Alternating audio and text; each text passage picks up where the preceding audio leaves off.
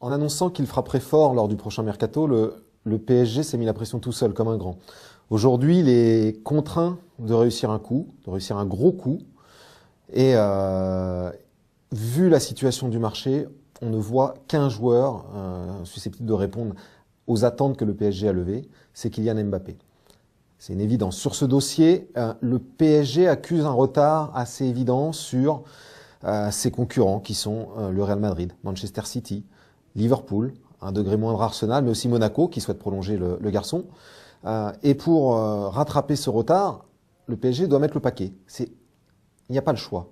Il doit convaincre le joueur financièrement, sportivement, montrer que Paris est le terrain idéal à l'épanouissement, à son épanouissement sur les 2-3 prochaines saisons. Lui garantir qu'à Paris, il ne sera pas enfermé sur la totalité de la durée de son contrat, ce qui peut être un élément qui fait peur à Mbappé aujourd'hui quand il voit Verratti, quand il voit Marquinhos, qui ne peuvent pas partir quand ils en ont envie. Ça doit être marqué noir sur blanc. Et surtout, il doit montrer qu'il le veut plus que les autres. Si Paris veut convaincre Mbappé, il va aussi devoir convaincre Monaco. Et pour convaincre Monaco, il va falloir mettre le paquet. Il va falloir aligner au moins 150 millions d'euros. Les discussions avec Monaco n'ont pas commencé. Mais même si elles n'ont pas commencé, elles ont plutôt mal commencé. Parce que d'un autre côté, Paris est sur Fabinho. Et a fait une offre de 45 millions d'euros pour Fabinho, que Monaco a à peine regardé. Donc ça va être très tendu.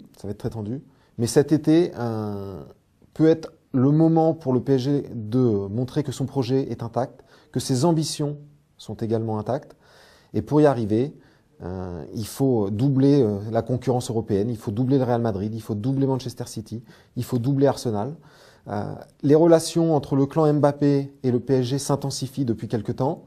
On sait que le PSG a rencontré le papa du joueur avec le joueur.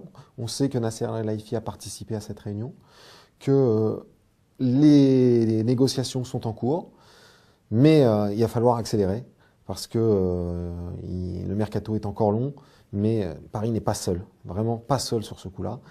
Si Mbappé signe à Paris, ce sera un gros signal envoyé au reste de l'Europe. Let it go, make my body go, make our bodies high.